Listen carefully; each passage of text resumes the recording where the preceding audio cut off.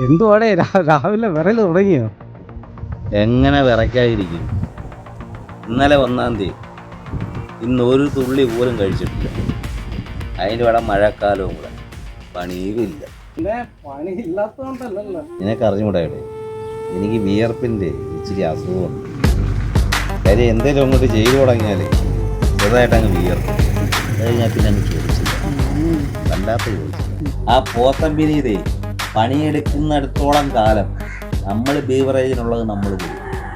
പെണ്ണ് കെട്ടി കഴിഞ്ഞാൽ നമ്മൾ വീണ്ടെടുക്കേണ്ടി വരും. അവൻ പെണ്ണ് കെട്ടാനോ? അത് നമ്മൾ ജീവിച്ചിരിക്കുന്നിടത്തോളം കാലം നമ്മളതങ്ങ് മുടക്കും. ആ രവിയുടെ വീട്ടിലെ പണിക്ക് അവനെ കൊണ്ടാക്കിയായിരുന്നോ? രാവിലെ തന്നെ ഉണ്ടാക്കി. പക്ഷേ എനിക്കൊരു സംശയം, 3 ദിവസം കൊണ്ട് തീർക്കേണ്ട പണിയാണ്. ഇതിനിത് ഒരു ദിവസം കൊണ്ടാക്കണോ തീർക്കൂ? അതാ ഒരു പേടി.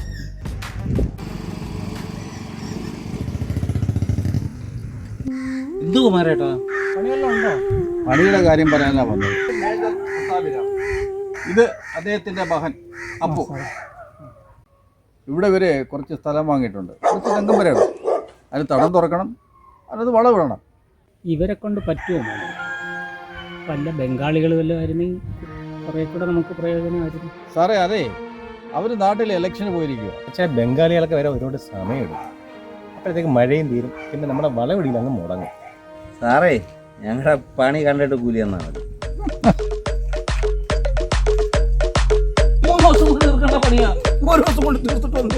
അണ്ട സാറന്മാരെ, എന്റെ പണിക്കാരുടെ മിടുക്ക്. സാറിന്റെ വീട്ടിലെങ്ങാണ് ഞങ്ങൾ പണിയെടുത്താലേ പിന്നെ സാറ് ഞങ്ങളെ തിരക്കി വരും.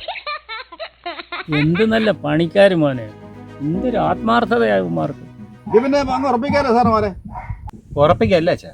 ആ പിന്നെന്താ, ഉറപ്പിക്കാം മോനെ. രാവിലെ പണിക്ക് വരണം, കൃത്യം 7 മണിക്ക് തന്നെ വരണം. അഡ്വാൻസ് വല്ലതും വേണോടെ? ആ പിന്നെ വേണം, അഡ്വാൻസ് വേണം. അഡ്വാൻസ് വേണോടേ? അഡ്വാൻസ് തന്നാൽ ഞങ്ങൾ വരുമെന്നുള്ള കാര്യം ഉറപ്പായി. സാറ് അഡ്വാൻസ് കൊടുക്കുന്നതാണ് നല്ലത്, അല്ലെങ്കിൽ അവർ വേറെ വല്ല പണിക്ക് പോവുകയെ. അച്ഛാ, അഡ്വാൻസ് അങ്ങ് കൊടുക്കാം. നാളെ വരുമോ? അനുഭവം കൊണ്ട് ചോദിക്കുന്ന അറിയാമല്ലോ. വന്നില്ലെങ്കിലേ വരുത്തും ഞാൻ. കുമാര അപ്പുവാണോ? മോനെ നമുക്ക് പോകാം. ശരി. കുമാരന് കമ്മീഷൻ ഉണ്ടോ? ഇദ്ദേഹത്തിന് അറിയുന്ന കമ്മീഷൻ കുമാരതാ.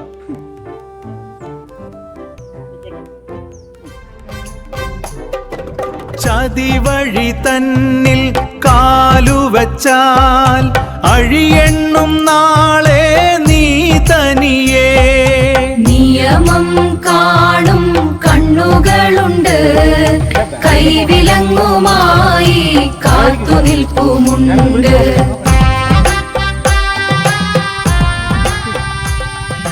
കുമാരെ കാണുന്നില്ലല്ലോ. ഒന്നുകൊണ്ട് വിളിക്കാം.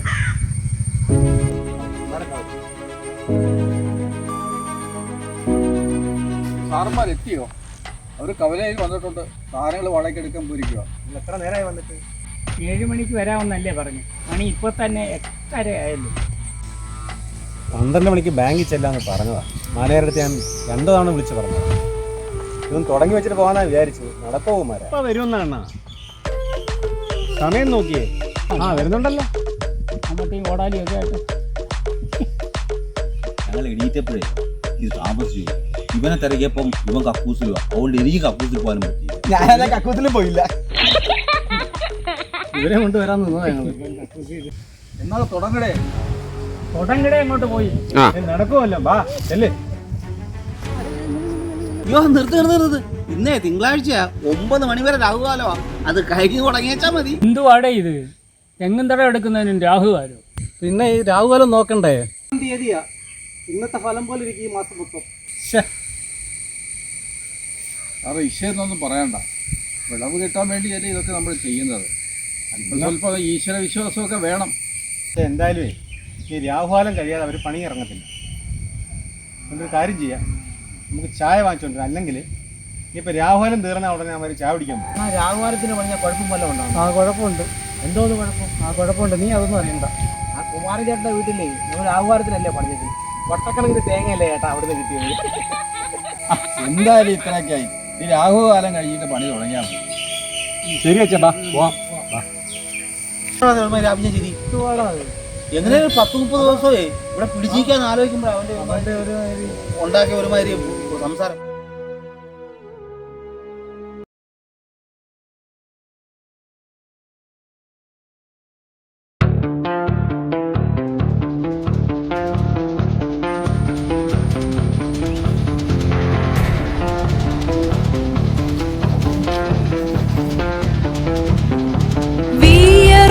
വിയർപ്പൊഴുക്കാതെ വഞ്ചിച്ചു നേടുന്ന പണത്തിൻ്റെ മാളിക പെട്ടെന്നിടിഞ്ഞിടും.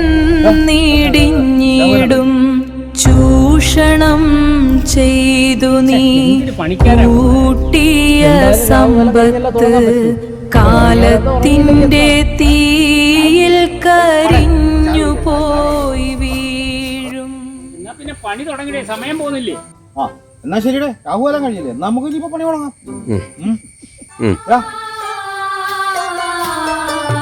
പറമ്പിലെ പണിക്കെന്നു പറഞ്ഞു വന്നു, തണലിലിരുന്നു നേരം കളഞ്ഞു തള്ളി.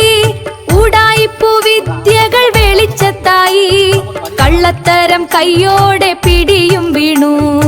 ഉടായിപ്പു വിദ്യകൾ വെളിച്ചത്തായി, കള്ളത്തരം കയ്യോടെ പിടിയും വീണു.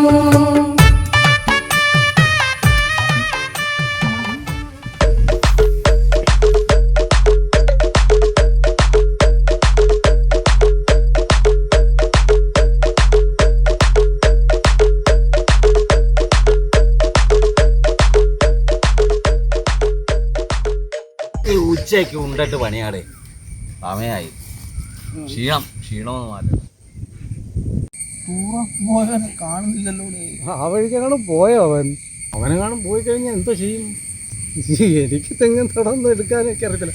നീയല്ലേ പൈസ മേടിച്ച് വെട്ടിക്കൂടെ, ഞാൻ എൻ്റെ പാട്ട് പോകാൻ പോവാ. എന്തായാലും ഒരു വല്ലാത്ത പൂവാൻ പോക്കായി പോയവൻ്റെ. നാളെ ഞങ്ങളുടെ അമ്പലത്തിലേ പുനഃപ്രതിഷ്ഠ വാർഷിക കേട്ടോ. അമ്പലത്തിലാണ് തെക്കടം ദേവീക്ഷേത്രത്തിലാണ് എൻ്റെ വിനീതിൻ്റെ വീട്ടിനടുത്തേ. ഇപ്രാവശ്യം ആനയൊക്കെ ഉണ്ടോടെ? പ്രാവശ്യം 11 ആനയുണ്ട്. ചതിച്ചല്ലോടെ ബാബു. ഈ പോത്തമ്പിനി ഇനി കിട്ടത്തില്ലടേ. അവന് ആനഭ്രാന്തെന്ന് വെച്ചാൽ സാധാരണ ഭ്രാന്തൊന്നും അല്ല അവന്. ഈ ആനയെല്ലാം ഈ കര വിടണം, എന്നാലേ നമുക്ക് ഇനി അവനെ പണിക്ക് കിട്ടത്തുള്ളൂ. ഇനിയിപ്പോ എന്തോ ഇവിടെ വൈകിട്ട് മേജർ വരുമ്പോ എന്താ പറയും? ചെകുത്താനും കടലിനും ഇടയ്ക്കായി പോയല്ലോടെ. ഇപ്പൊ ഒരു രക്ഷയില്ല ബാബു. എന്തെങ്കിലും കാട്ടിക്കുട്ടിയേ പറ്റൂ നമ്മൾ.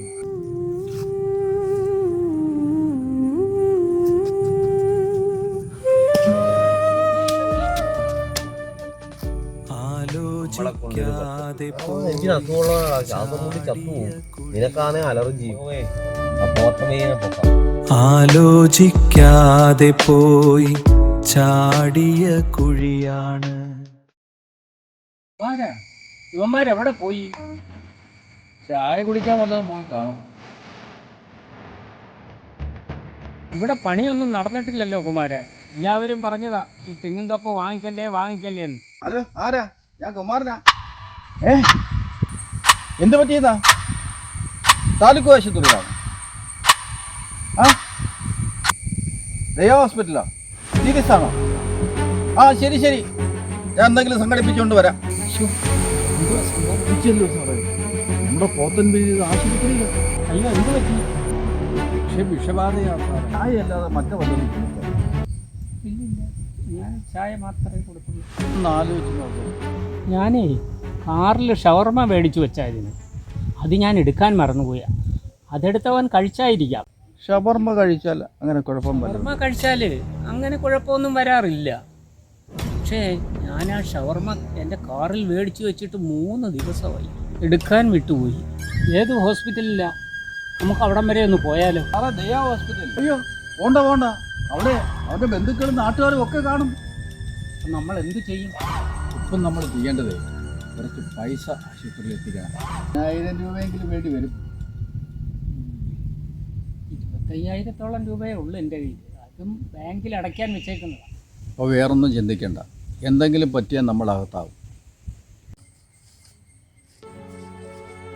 എന്നാ കുമാരൻ, സാറേ, കിഴക്ക് പടിഞ്ഞാറ്. എന്തോന്ന് കിഴക്ക് പടിഞ്ഞാറ്? ഈ പൈസ എന്ന് മേടിച്ച് കൊണ്ടുപോയി കാര്യം നടക്കും. വസ്തു മേടിച്ചത് സമയം നോക്കി, പണി തുടങ്ങിയത് സമയം നോക്കി. ചായ കുടിച്ചത് രാവിലെ സമയത്തല്ലേ? സാറ് വാ, ഞാൻ കവലയിൽ ഇറക്കാം.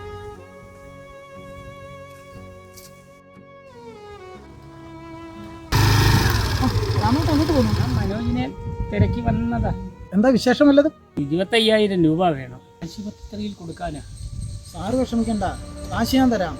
സംഭവം എന്താ? പറമ്പിൽ പണിക്കാരുണ്ടായിരുന്നു. ചായ കുടിക്കുന്നതിനിടയിൽ അതിലൊരുത്തൻ കാറിൽ വെച്ചിരുന്ന ഷവർമ എടുത്ത് കഴിച്ചു. അത് ഞാൻ കളയാൻ വെച്ചിരുന്നു. അങ്ങനെ ഒരു സംഭവം ഉണ്ട്, ഞാൻ അറിയേണ്ടതല്ലേ സാറേ? നമ്മുടെ പഞ്ചായത്ത് അവരല്ലേ ആദ്യം അറിയേണ്ടത്. എന്തെങ്കിലും പറ്റുമോന്നാ എൻ്റെ പേടി.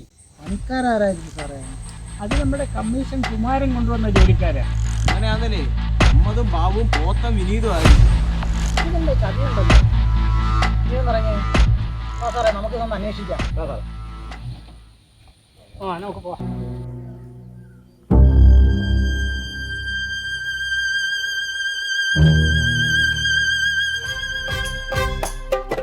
ചതിവഴി തന്നിൽ കാലുവച്ചാൽ അഴിയെണ്ണും നാളെ നീ തനിയേ. നിയമം കാണും കണ്ണുകളുണ്ട്, കൈവിലങ്ങുമായി കാത്തുനിൽപ്പുമുണ്ട്. എന്നാ എല്ലാവരും കാര്യം ചെയ്യണേ, കുളിച്ചിട്ട് പാടേ എല്ലാവരും. എവിടെ വരണം? നമ്മുടെ വീവറായിൻ്റെ അടുത്തോട്ട് പാടേ. അവിടെ വരുമ്പം ലൈവിളങ്ങ് തരാം. അവിടെ വാ. കണ്ടില്ലല്ലോ. രാവിലെ വരാന്നല്ലേ പറഞ്ഞത്? സമയം കുറേ ആയല്ലോ.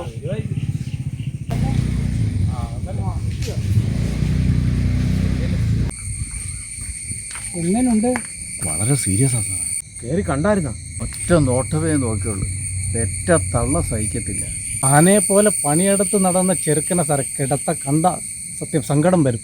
ഡോക്ടർ എന്താ പറഞ്ഞു? ഇനിയും 1-2 ടെസ്റ്റൊക്കെ ഉണ്ട്. നല്ല പൈസ ചിലവുള്ളൂ. മണിക്കൂർ ഇടവിട്ട് ആ ബില്ല് കൊണ്ട് തരും.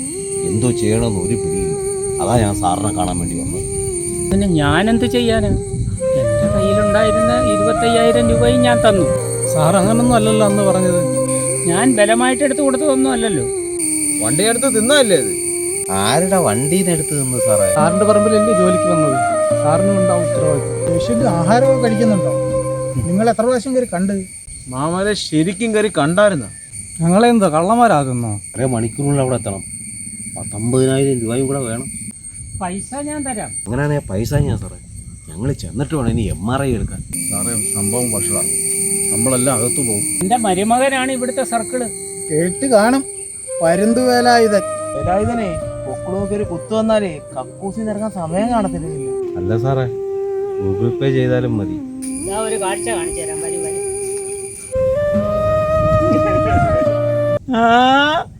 മമ്മദിക്ക ബാബുണ്ണൻ കുമാരമാവൻ എനിക്കറിയാമല്ലോ. വാ വാ, നല്ല ബിരിയാണിയാ. വാ കഴിക്കാൻ അവർക്കുള്ള ബിരിയാണി ജയിലിൽ ശരിയാവുന്നു. 2 ദിവസമായി ഭക്ഷണം കഴിച്ചിട്ട്. ആനയുടെ പുറകിലായിരുന്നു ഞാൻ. സാറുമാരും അത് എന്നെ അങ്ങ് കൊണ്ടുപോയി. എല്ലാം പറഞ്ഞു. എനിക്കറിയാതെ കാരണം എല്ലാം ഞാൻ പറയും സാറുമാരെടുത്ത്. ശുദ്ധൻ ദുഷ്ടന്റെ ഫലം ചെയ്യുന്ന ഞാൻ പല പ്രാവശ്യം പറഞ്ഞിട്ടുള്ളതാണ്. ആ ജീപ്പ് വരുന്നുണ്ട്. ഒരിക്കലും ഇങ്ങനെ സംഭവിക്കത്തില്ല സാറേ. സാറേ ഒറ്റ തവണ പറമ്പിലെ പണിക്കെന്നു പറഞ്ഞു വന്നു, തണലിലിരുന്നു നേരം കളഞ്ഞു തള്ളി. ഉഡായിപ്പു വിദ്യകൾ വെളിച്ചത്തായി, കള്ളത്തരം കൈയോടെ പിടിയും വീണു. ഒരിക്കലും ചെയ്യത്തില്ല. ഞാൻ അറിയാതെ ചെയ്തു പോയതാണ്. ഞാൻ ഇവര് പറഞ്ഞതിന് വേണ്ടി ഞാൻ നിന്ന് പോയതാ. അത് സാറിനെ വിട്ട് ഞാൻ ഏതെങ്കിലും കാര്യങ്ങൾ ചെയ്തിട്ടുണ്ടോ? സാറേ ക്ഷമിക്കണം സാറേ, എന്നോട് ഒരുപാട് ക്ഷമിക്കണം സാറേ. ഇവന്മാരെല്ലാം കൂടെ കൂടിയാ സാറേ എന്നെ ഇതിനകത്ത് കുടിക്കുക സാറേ. ഞാൻ നിരപരാധിയാണ് സാറേ. സാർ എന്നോട് ക്ഷമിക്കണം സാറേ. സാറേ ഒരു പ്രാവശ്യം ക്ഷമിക്കണം. ഞാൻ നിരപരാധിയാണ്. ഞാൻ ഇതിന് പോകുന്ന ഒരാളല്ല സാറേ. എനിക്കിതൊന്നും അറിയാത്ത ഒരാളാണ്. തൊഴിൽ പോലും എനിക്കറിയാത്ത, തൂം പോലും എടുക്കാത്തവരെ ഞാൻ ആദ്യമായിട്ട്. സാറിന് എന്തെങ്കിലും ചെയ്യാൻ പറ്റുമോ? ചെയ്യും. എനിക്ക് ഞാൻ കൊടുത്ത 25,000 രൂപ കിട്ടണം. ഞാൻ പട്ടാളക്കാരനാണ്. ഞാൻ അഭിമാനിയോ. ജോലി ചെയ്താൽ ഞാൻ കൂലി തരും. മറ്റുള്ളവരെ ചൂഷണം ചെയ്യാതെ അധ്വാനിച്ച് ജീവിക്കണം കുഞ്ഞുങ്ങൾ.